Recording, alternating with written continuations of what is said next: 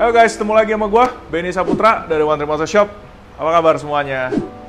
Gue sehat, One Tree Team sehat, aman-aman. Dan gimana kalian? Semoga kalian semua sehat, semoga kalian aman, jauh dari virus, jauh dari penyakit, dan semuanya bahagia. Apapun kondisinya, kita harus patut syukuri, tapi kita harus ngegas, tetap grow, ya, apapun kesulitannya. Oke, seperti yang kalian lihat, yes, sangat spesial. Ini adalah video part 1, jadi videonya akan gue bagi dua. Part 1, kita akan bahas motor pertama, Yamaha R1M, dan part 2 kita akan bahas BMW S1000RR, sama-sama motornya tahun 2020, sama-sama superbike spesial, dan sama-sama kita build tengah malam.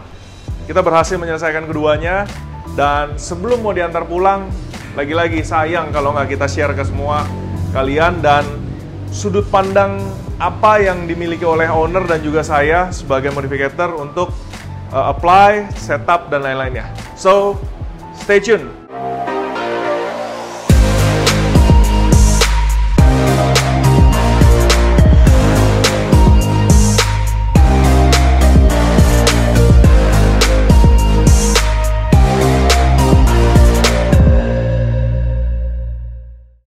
Inilah dia, motornya udah kondisi jadi untuk di-deliver. Kalian mungkin tahu bahwa motor ini sudah 2 kali tahap upgrade. Jadi nanti kalian bisa lihat link-linknya untuk video modifikasi tahap pertama dan tahap kedua di link di deskripsi. Atau, coba Satrio bikin ya, linknya di ujung kanan atas ya. Kalian nanti kalau mau lebih tahu lebih jelas, lihat dulu video modifikasinya tahap pertama dan tahap kedua, baru habis itu nonton tahap ketiga ini. Karena yang akan saya bahas adalah part-part yang yang sudah kita kerjakan di tahap 3 ini. Oke, apa aja itu? Nah, jadi perubahan tahap 3 ini meliputi swing arm shooter, kop depan dari Olis dengan kode FJR 300, superbike, stang segitiga triple clamp semua dari IMA Pro special parts. Lalu ada beberapa ornamen kecil, handle switch, carbon parts, dan bolt protein.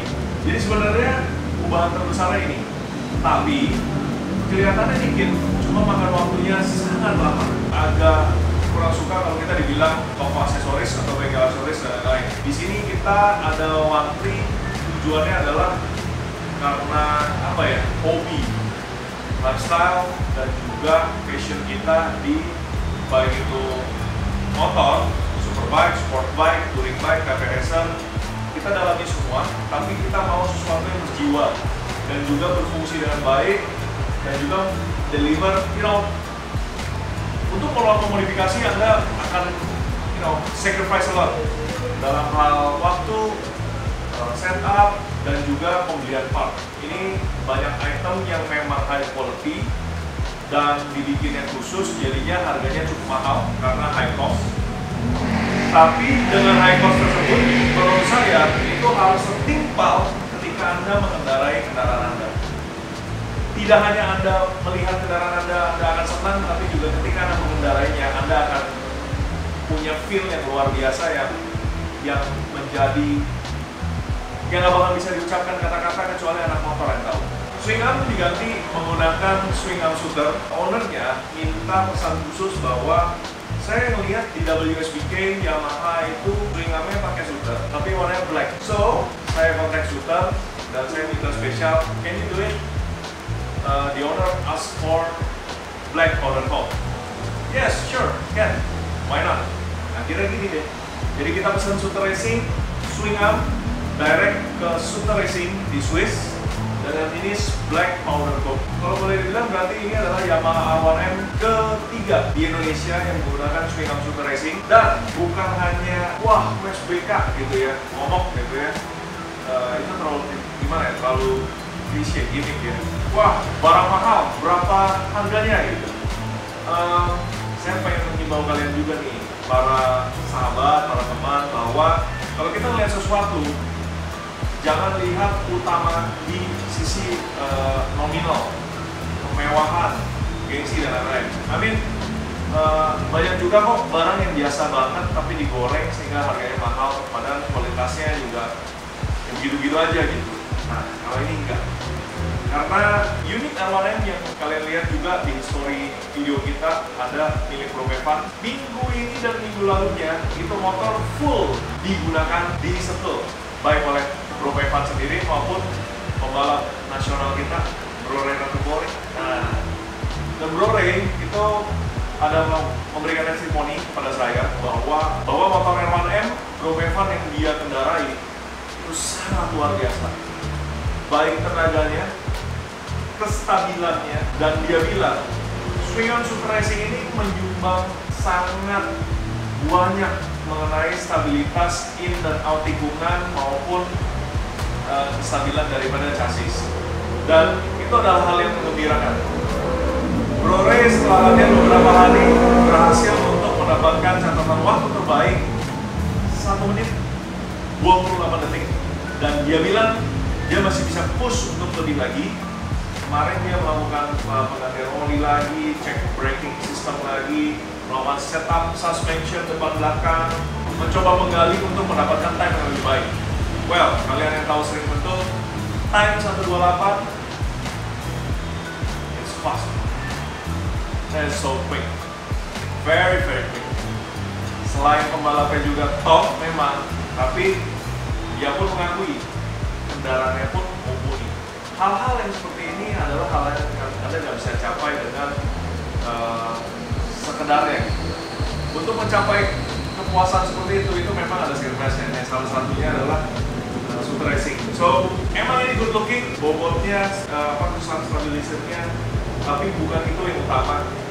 Barang ini tuh luar biasa. Ini motor tadi juga habis saya tes di depan. Wow sih, handlingnya berubah banget, terutama karena kita setup depan belakang. Yang depan kita nanti bicarakan. Oke, ini Swing-On Super Racing dari Swiss. Ini Hager memang sudah dapat dari shooternya. Ini bikinan Swiss juga, by Hillenberger.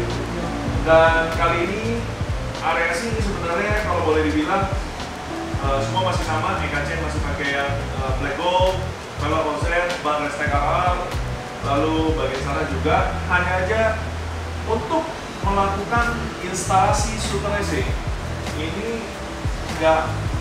Jadi gini, banyak dari mereka yang bilang, wah kok lama banget sih kita pasang swing-arm. Well, even ini barang udah memang diciptakan atau dibuat untuk R1M, tapi sebenarnya kan di develop untuk balap. Jadi banyak elemen lain yang dipertimbangkan untuk segi balap. Misalnya ini diinstal di motor yang nggak dipakai balap. Ini ibaratnya nggak pure.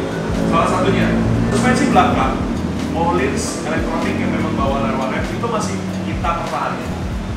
Sedangkan kalau untuk shooter mereka dipakai balap, itu sebenarnya mereka udah menggunakan Öhlins FX WSPK. Jadi ada Öhlins khusus dengan spek WSPK, harganya ya itu 2 kali lipat daripada TTGP. Dan untuk pemesanannya, Anda itu full jadi kodenya apa yang buat R1M? There's no such thing kalau udah buat racing parts seperti itu. So, you order the TTGP, kita mau pakai di R1M. How about the clamp? Atas bawah maunya size-nya berapa? Lengthnya berapa? Adjustable lengthnya mau berapa? Spring rate-nya mau berapa? Lengthnya mau berapa? Semua itu diperhitungkan dengan baik. Since saya rasa cost-nya terlalu tinggi dan juga penggunaannya ini nggak buat untuk turun track, jadi saya berusaha untuk menghindari itu. Kita sematkan yang original, yang Öhlins original, hanya saja saya harus modifikasi. Jadi kalau Anda lihat seperti ini ya seperti Öhlins sebelumnya gitu, cuma di bagian NI bawahnya itu udah kita rubah karena tingginya sudah harus kita atur untuk support dengan geometri dari shooter. Jadi shooter saat Anda beli, Anda mendapatkan suatu PowerPoint itu banyak slide, dan juga sebenarnya bisa kita kasih input parameter variabel tertentu untuk dihitung oleh sisi shooter racing, untuk dihitung geometrinya. Nah, saya ambil geometri paling regulernya mereka. Jadi apa aja ya geometri reguler yang akhirnya kita tentuin, misalnya jarak dari pivot swing arm ke as roda. Kamu lihat ini settingannya masih banyak, masih panjang. Dan memang penggunaannya memang seperti itu, tergantung dari karakter track, speed, cornernya seperti apa, length daripada as roda belakang itu bisa diatur dan memberikan handling yang berbeda. Ini pakai saya reguler, jadi taruhnya di sini, kita udah ukur ini panjangnya berapa, exactly match dengan yang diminta oleh mereka. Sepanjang dari shock juga kita ada setup, prelock springnya kita setup sesuai dengan geometri. Dia ada komputer gitu ya, tinggal kita isi, habis itu nanti resultnya seperti apa. Jadi ini yang kita harus setup samain. Lalu di bawah sini sebenarnya ada suspension link yang itu bisa di-adjust, dan itu juga memberikan efek ketinggian daripada tail yang berbeda dan sudut daripada shock yang berbeda. So, banyak banget variabelnya. Ini kita harus match. Kita berusaha untuk upgrade motor customer, tapi saya anggap ini adalah motor saya. Saya nggak pernah jadi orang. Gini, saya adalah orang hobi juga. Saya kalau modifikasi mobil atau motor, saya akan cari partner, teman untuk modifikasi mobil atau motor saya yang akan mendeliver kepuasan batin saya. Jadi saya tidak pernah main-main dengan itu. Dan oleh karena itu juga, di sisi yang sama, saya tahu rasanya jadi owner untuk yang kecewa kalau ada hal-hal detail yang tidak menyenangkan. Kita juga tim Marti berusaha untuk mendeliver hal yang sama kepada customer. Ya, ini bukan lagi melihat mahal murah, buntung atau untung dan lain-lain, tapi life only once, right? Jadi yang kayak gini menurut kami adalah piala dan menjadi legacy, kepuasan tersendiri, dan ini kayak membangun trofi. Oke, jadi ini semua udah kita set up. Dan seperti yang bilang, hal-hal detail sangat kita perhatikan, baik itu yang tadi barang-barang custom, saya mau dengan material tertinggi, dengan spek yang sesuai gambar kerja kami.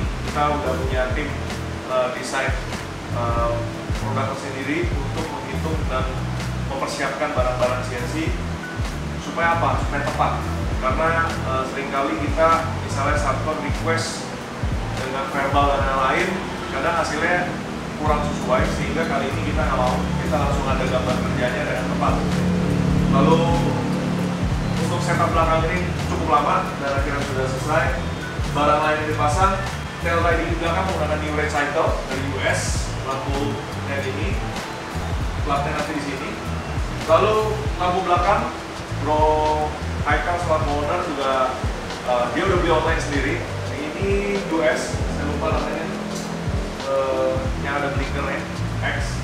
Doi udah beli karena waktu itu kita kehabisan dan Doi gatel, langsung order online. Area ini yang kita ubah seperti itu. Oh iya, mungkin kalian lihat ini, nggak tahu, saya ingat baru dari pasar atau belum.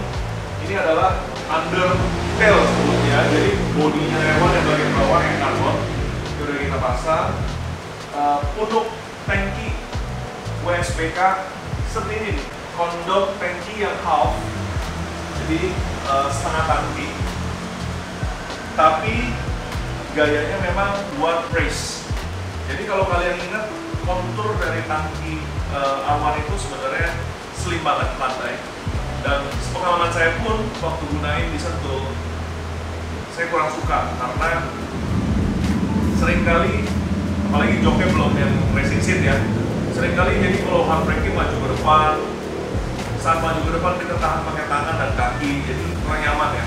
Dengan half tank yang seperti ini menjadi stopper. Jadi badan benar-benar bisa, badan kita itu disandarkan di sini untuk menahan posisi tubuh dan juga menjepit, paha kita menjepit supaya tubuh kita tuh menyatu dengan motor. Jadi ini bukan sekedar gaya, ini ada manfaatnya. Lalu yang kita lanjut, nah, racing seat. Motor ini menggunakan racing. Kalian bisa lihat, ini ada website tersendiri, spesialis banget bikin racing seat, tapi kompatibel ke bodi standar. Dan ini base layernya adalah karbon supaya ringan. Lalu atasnya ini ada foam khusus. Dibilang keras enggak, empuk iya, keset banget banget. Apalagi nanti kalian pakai leather suit, itu lebih rigid lagi. Di sini belakangnya pun dia juga udah siapin ada mini stopper buat kalian, apa namanya, ada lah ya, nggak tahu bahasanya, tapi kalau kalian main track pasti ada kadang kalanya ada kayak butuh dorong belakangnya itu. Nah ini ada juga. Doi order sendiri online dan kita pasangin, udah rapi. Nah, ubahan selanjutnya belakang kita dapat ban. Nah, ubahan berikutnya ada di sektor depan, terutama kaki-kaki. Ini menggunakan fork dari Öhlins Sweden dengan kode FGR 300. Jadi kalau sebenarnya R1M itu stok standarnya sudah Öhlins Electronic Auto Adjustable. Tapi jujur saya sendiri waktu itu punya R1M, saya tidak puas dengan suspensinya. Nah, buat kalian mau upgrade, itu ada beberapa opsi. Kalian sebenarnya bisa lihat di www.ohlins.com. Itu kalian bisa lihat kalau misalnya kayak R1M gini, kalian search produknya, itu akan keluar beberapa opsi upgrade. Ada cartridge, lalu naiknya lagi, Anda ganti shock, FGR 200 series. Nah, ini sebenarnya nggak ada di katalog R1. Jadi, suspensi FGR 300 itu adalah barang universal yang dipakai memang di ajang balap dan lain-lain. Jadi, saat Anda membeli ini pun Anda mendapatkan beberapa spring kit, sehingga Anda bisa menyesuaikan sesuai kebutuhan. Dan juga untuk setupnya, untuk feel-nya, jangan Anda bayangkan bahwa, wah, gue beli suspensi WSBK, gue pasang langsung enak. Bro, bicara suspensi bukan hanya si batang forknya aja. Rack angle berpengaruh, tinggi ini berpengaruh, jarak axle semua berpengaruh. Jadi itu complicated. Gimana pun Anda pasang suspensi, pasti Anda harus setup supaya sesuai dengan gaya berkendara dan juga balancing depan belakang dan juga si geometri motor. Jadi semua harus disetup dengan benar. Ini jadi suspensi yang menggunakan FGR 300, lalu triple clamp-nya, karena size daripada fork itu berbeda dengan size standarnya, sehingga pilihannya adalah saya melakukan custom di triple clamp standar, atau saya melakukan custom made CNC triple clamp, atau seperti di motor ini. Karena ini konsepnya pure WSBK dan ownernya minta no, tolong cariin aja memang barang yang proper dan juga high quality. Akhirnya oke, kita pesankan triple clamp kit dari IMAPRO Special Parts Italy. Doi adalah special supplier untuk motor-motor balap, termasuk juga di ajang balap internasional. Kebetulan di R1M dia ada dua versi triple clamp-nya. Ada yang masih menggunakan key, ada juga yang flat yang udah nggak pakai key. Kebetulan ada key, jadi karena ini motor pakai straight, kita pakai yang key. Kenapa sih harus pakai yang begini? Satu kelebihannya, saya bisa custom order triple clamp-nya supaya size daripada diameter hole-nya itu sesuai untuk R1M. Antara fork kiri dan kanan semuanya juga Doi udah punya datanya. Itu enaknya, dan juga kualitasnya bagus banget sih bro. Bagus banget. Gak cuma di triple clamp yang kelihatan gitu ya. Kekuatannya, rigidity-nya, sama komstir yang nyatu ke rangka itu juga Doi punya bagus. Jadi kurang lebih yang di depan part-part utamanya adalah itu. Triple clamp, IMAPRO, special parts, fork, tinggal pasang dong bro. Nah ini dia. It takes more than 1 month for us. Pengen Ford sih, jadi sebenarnya banyak juga faktor ini karena lagi banyak pandemi, partner kita untuk bikin parts juga lagi kesulitan, ada kesulitan sumber daya, ada kesulitan timing, ada kesulitan kadang ada case dan lain-lain, jadi banyak delaynya. So sorry Mr. Haikal for the delay. Bukan kita nggak mau cepet-cepet, cuma kita paling takut kalau disuruh cepet-cepet karena kita nggak mau sampai kehilangan satu detil apapun. Tapi juga banyak dari delay yang tak bisa terhindarkan. Oke, terlepas dari itu, apa aja sih yang harus kita lakukan? Tadi kan kita udah beli triple clamp supaya plug and play. Tapi kalian nggak tahu kan, saat Anda beli Anda harus measurement dulu. Makanya waktu itu motornya saya harus panggil, saya measure dan lain-lain. Lalu saya order. Forknya FGR 300, cuma ada FGR 300 atau FGR 301. FGR 300 panjangnya 730, FGR 301 lebih dari itu, 750 nggak salah. kita pakai yang FGR 300, lengthnya. Apa aja yang mesti di custom? Nah, itu banyak. Kalian lihat ini sektor depan tuh rapi, tapi perjuangan mencapai kerapian ini itu panjang. Apa aja? Nih, axle roda, as roda, karena forknya berubah, baik itu lubangnya dan lain-lain, kita harus measure ulang, lalu kita bikin as roda baru. Kita juga nggak mau sembarangan. As rodanya harus presisi dalam hal size, diameternya, lengthnya, bushing-bushingnya juga harus super pas. Panjang total berapa, velg bearing to bearing berapa, spacer kanan kiri berapa, itu harus benar-benar pas. Selain dari itu, kita juga create sistem daripada axle supaya bukan hal, saat Anda lihat hasil begini udah jadi, itu oke. Tapi kita mikirin untuk someday kalau doi misalnya ada kesulitan di luar kota atau di mana, kita mau teknisi siapapun, seberapapun dia awam, dia akan dengan logik membuka axle dan meminimasi kesalahan saat install balik atau lainnya. Karena kalian tahu banyak juga di luaran yang melakukan customized part bagus di awal, tapi nanti begitu udah servis atau buka-buka semuanya udah mulai berantakan. Ke-swap lah, apalah, berubah miringnya apalah, karena ada yang sistem ganjel, sistem ini, dah banyak macam. Kita nggak mau kayak gitu, karena jujur saja, saya benci sekali kalau saya punya motor terus ketahuan begitu, saya udah rasanya males bukan main, dan saya nggak mau. Jadi inilah lama bikin axle, lalu kita dial posisi disc brake kanan kiri, kan dudukan di peleknya udah lama nih sesuai R1M. Habis itu motor masih R1M, bisa langsung plug dong? No. Posisi disc brake terhadap pelek pun berubah karena posisi kaliper yang ngiket ke fork itu berubah. Jadi kita harus bikin ulang, setting ulang, dial, atur ulang bracket daripada disc brake supaya nanti dia posisi harus sesuai dengan panduan brake system. Dia harus exactly on the center of caliper gap, exactly. Dan juga posisi kaliper, kalian lihat di sini bushing, ini pun juga kita ukur secara tepat, cermat, sehingga sesuai dengan aturan disc brake ujungnya harus lebih keluar 0,5 mm terhadap brake pad sisi terakhir. Baru tahu, berarti kurang baca. Kalau kalian baca di paling gampang lah katalognya Brembo atau manual instructionnya Brembo, di situ tertulis bahwa Anda harus memposisikan disc brake 0,5 mm lebihin daripada brake pad. Nah, ini sering kali nih banyak ya orang mau ganti kaliper, DIY, dan lain-lain. Lalu mau beli spacer karena harus penuhin spacer di motor dia. Pak, belinya yang berapa ya? 4, 8, 10, bla bla bla. Saya sebenarnya cukup bingung kalau ditanya seperti itu. Karena dengan opsi hanya 4, 8, 10, bagaimana Anda cara menentukannya?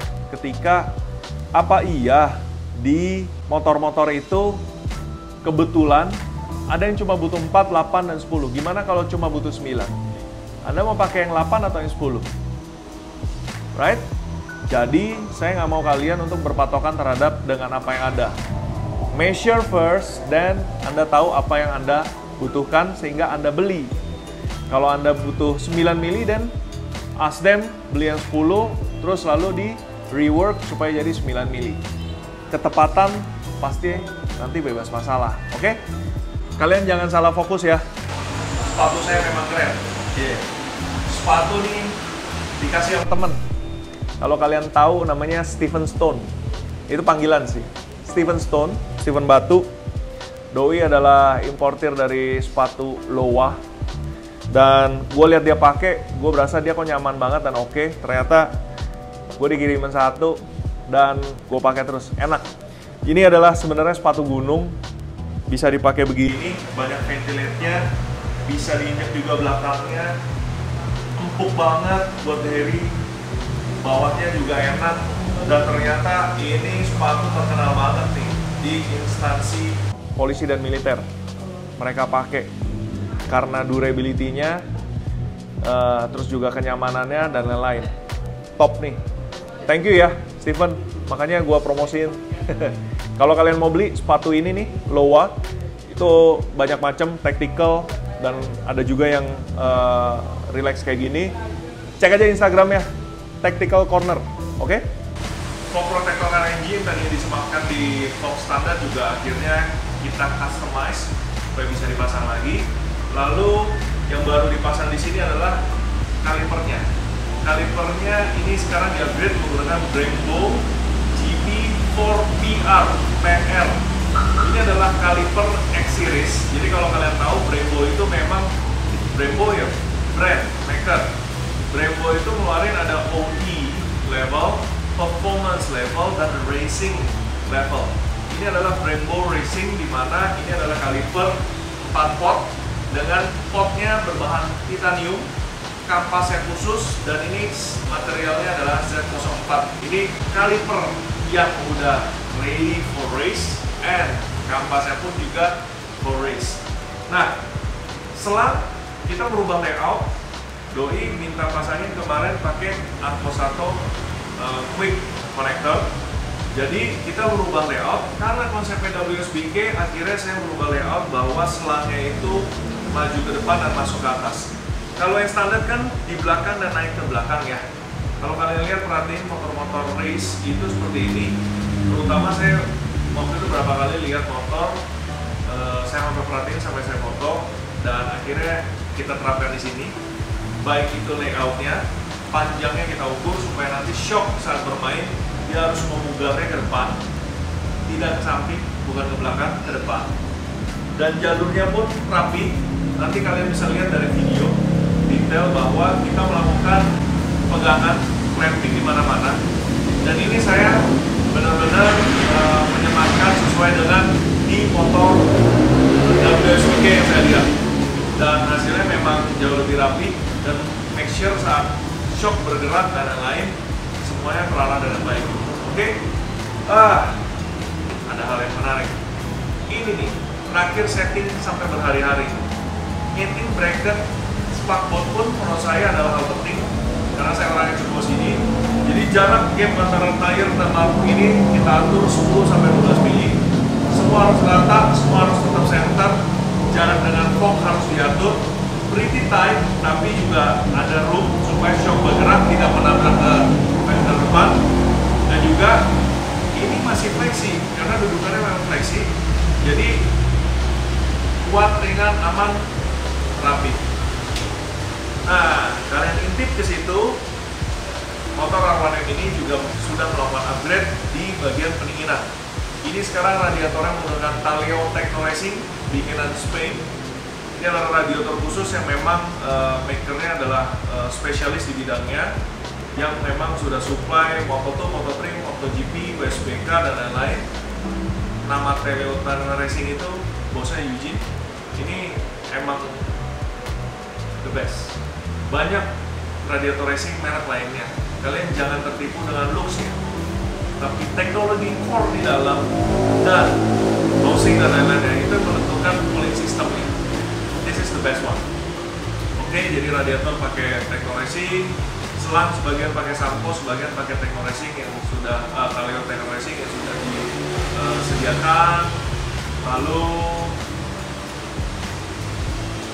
bagian top depan ini sih cukup bikin saya bangga ya. Oke, berlanjut ke area kokpit. Disinilah kesenangan itu berada. Nah, di sini nih semua kesenangan berada. Jadi ini adalah yang tadi saya bilang triple clamp dari IMA Pro untuk mengikut FJR 300. Dan di sini mereka namanya jarak offset itu bisa diatur. Kita dapat banyak sekali pilihan, dan karena kita setup supaya cermat, karena gini. Triple clamp ini dibikin untuk balap, sehingga biasanya fairing depan nggak ada lampu dan lain-lain. Ini masih ada semua, jadi kita harus mikirin gerak luas. Ini semua masih luas beloknya, dan tidak ada mentok sedikit pun. Tidak ada mentok sedikit pun, dan saya mendahului bahwa geometri dari setang. Saya nggak mau orang ganti setang, ganti segitiga atau apa, akhirnya, wah mentok, ganti rem, mentok. Setangnya suka dikuncup-kuncupin, masukin ke dalam, itu tidak boleh. Jadi ini kemiringan sudut daripada stang masih mengikuti dengan bawaan R1 sehingga bawaannya nyaman. Kalian bisa lihat ini triple clamp-nya IMA Pro. Lalu setangnya juga menggunakan dari IMA Pro. Kalian ini lihat dari sebelumnya master rem sudah emang gel speed, tapi ini baru kita pasang. Ini adalah Jet Prime switch kit untuk R1M street use. Jadi semua menu seperti di tombol-tombol standar masih bisa berjalan, dan ini plug and play. Jadi ini yang sisi kanannya, dia throttle-nya, housing-nya ada housing-nya, tombolnya sebanyak ini menggantikan scroll dan juga press button. Yang di sebelah kiri juga ini buttonnya memang sebanyak ini, dan di belakang ada lagi. Persis seperti berapa banyak tombol yang ada di originalnya. Lalu di gel speed ini kalau kalian lihat tadinya menggunakan brake lever remote adjuster yang ada di menyatu dengan Jet Prime di sini. Sekarang nggak bisa karena akan bisa membentur ke body, sehingga kita gantikan dengan menggunakan Lightech brake lever remote adjuster. Posisinya begitu landai, tersembunyi, jadi tidak menghalangi speedo. Even posisi dari brake fluid tank menurut saya adalah hal yang sangat penting. Ini adalah menjadi perhatian utama bagi One Trick Crew untuk menaruh brake fluid tank dengan tegak, rata, tidak bersinggungan dengan apapun. Jadi remote adjusternya udah kita taruh seperti ini. Ini gunanya untuk merubah ketinggian dari brake lever, tapi dengan mudah, sehingga kita posisikan seperti ini supaya satu, nggak kena. Kedua, tangan kalau lagi on the go jadi bisa putar tuh ya, nggak jauh dari grip. Gripnya menggunakan Ariete Racing. Ini emang the best spot on the bike sih, sitting behind the cockpit. Speedometernya juga udah diganti. Ini speedometernya menggunakan i2M Chromo Pro kedua. Ini adalah versi baru dari i2M, di mana improvementnya jauh udah banyak. Layar baru, layar digitalnya baru, jauh lebih tajam LED, dan beberapa penampilan yang new. Ini keren banget, menurut gue ini kayak Aventador. Kita ada setup beberapa, termasuk LED ini nanti kita ngikut shift light. Warnanya ada merah, hijau, biru. Lalu kalian lihat ini cockpit ini. Saya bingung akan menjelaskan dari mana, tapi hal yang kalian lihat sederhana seperti ini sebenarnya tidak sesederhana itu. Kita melakukan perapihan banyak hal, memperhitungkan banyak hal. Karena saya lihat banyak motor customer yang suka ganti, ya macam-macam lah ya, ganti stang atau ganti komponen. Posisinya tidak ideal. Seperti contoh kopling. Jarak kopling tempat pegangan ini harus diperhitungkan dengan baik-baik supaya tangan saat Anda ngegrip, tangan Anda juga jarinya ngepas di lever di mana posisinya tuh pas. Kadang kalau ini ditaruh agak masuk gitu ya, tangan jari telunjuk kita terlalu kena sini, itu nggak enak. Terlalu keluar, nanti jadi terlalu di ujung. Belum tentu enak juga, karena jadi lebih jauh. Sama halnya di brake. Tinggi dari brake, tinggi rendahnya, itu jangan disesuaikan berdasarkan spot yang ada. Bukan begitu. Anda harus sesuaikan dengan saat Anda bawa. Jadi dia posisinya memang, kalau Anda perhatikan, brake biasanya lebih tinggi daripada clutch. That's the way it is, karena kebutuhannya. Kenapa brake bisa lebih tinggi? Karena di tangan kanan Anda melakukan putaran gas. Saya contohkan. Ketika tangan Anda melakukan gas, throttle, tangan Anda jadi seperti ini. Sehingga untuk menggapai brake, ini harus lebih tinggi. Sedangkan untuk clutch, saat Anda memegang grip seperti ini, selalu tangan jari Anda tuh memang cenderung ada di bawah, sehingga ya ini agak turun, tapi tidak turun banget supaya gapaiannya enak. Terutama untuk supaya nih tulang tangan, lengan sama telapak itu berpelurus. Jangan begini, jangan nanti clutch ketinggian sehingga ini Anda nekuk banget gitu ya. Ini pasti akan pegel. Jangan juga ke bawahan nanti nyari-nyari, terus ininya bending, itu juga pegel. Jadi itu penting sekali. Cockpit sudah kita bahas. Exhaust. Nah, di sisi exhaust ada permintaan dari owner, dia pengen replika WSBK, sehingga strippingnya juga kalian lihat ini seperti winter test ya, tim WSBK lagi mau tes. Knalpotnya rata-rata WSBK itu menggunakan Acapovic yang memang sudah dibikin khusus untuk racing. Sedangkan knalpot tersebut tidak dijual bebas. Jadi bro-nya ini membeli Acapovic Evolution Line full titanium, lalu kita melakukan adjustment. Toh Acapovic ini Evolution Line ternyata tidak karena memang digunakan untuk motor standar. Jadi kalau udah menggunakan shooter, pipanya pasti akan mentok. Sehingga kita harus melakukan modifikasi. Knalpot ini kita ganti mid pipe-nya, titanium juga. Jadi dari depan mesin ke bawah tengah itu tetap bawaan Acapovic, tapi dari tengah ke belakang ke mid pipe sini itu adalah new develop untuk menghindari swing arm. Dan juga posisi silencer kita ubah. Coba kalian perhatikan. Posisinya jauh lebih tinggi. Sudut dari kemiringan ini kita mengikuti sudut dari kemiringan sini. Lalu tinggi batas daripada end cap juga saya perhitungkan untuk tidak melewati dari tail. Dan juga tinggi dari silencer tidak jauh dari ban. Jadi penaruhan posisi silencer aja menurut saya juga hal yang sangat harus diperhitungkan untuk mensinergikan garis desain daripada motor secara keseluruhan. Gimana menurut kalian posisi silencernya? Oke? Nah, yang agak sulit adalah bracketnya. Bracketnya ini posisinya agak di sini. Kita mengalami kesulitan saat kita pengennya bikin dari sini ya, 2. Tapi ini ada di belakang. Saya tidak mau dia ini narik ke belakang karena akan mengganggu menjadi V gitu loh antara chassis sama ini. Sehingga saya bikin seperti satu batang stainless seperti ini. Ya, temporary menurut saya cukup oke. Cuma jujur saya masih belum puas dan saya akan mencari ide gimana caranya bikin exhaust hanger nanti yang jauh lebih sporty dan proper. Oke, jadi begitulah kurang lebih modifikasi tahap ketiga dari motor R1M 2020 ini. Selain itemnya saya sudah sebutkan, fungsinya ada, tujuannya ada, perhitungannya juga saya bagikan. Saya mau mengajak ke kalian, teman-teman sekalian, baik kalian yang workshop maupun seller, buat kalian yang juga hobi, kalian senantiasa memperhatikan perangkat yang Anda gunakan. Fokuskan diri Anda kepada function. Form, follow, function. Setelah itu, quality, dan lain-lain. Memang kalau nanti ada budget modifikasi, tentu sesuaikan dengan budget. Tapi, bicara tentang quality, function, dan lain-lain, kalian tidak boleh kompromi sampai kelewatan gitu. Jadi memang tetap aja gimana pun barang ada beberapa grade, kalian cocokin sesuai dengan kebutuhan dan budget. Dan safety, durability tolong diutamakan. So far saya rasa itu yang udah kita bahas di motor ini. Semoga kalian berkenan, mohon maaf bila ada salah kata.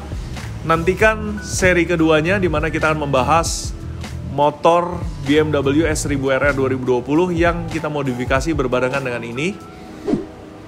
Hasilnya seperti apa? Nanti kalian lihat di video selanjutnya.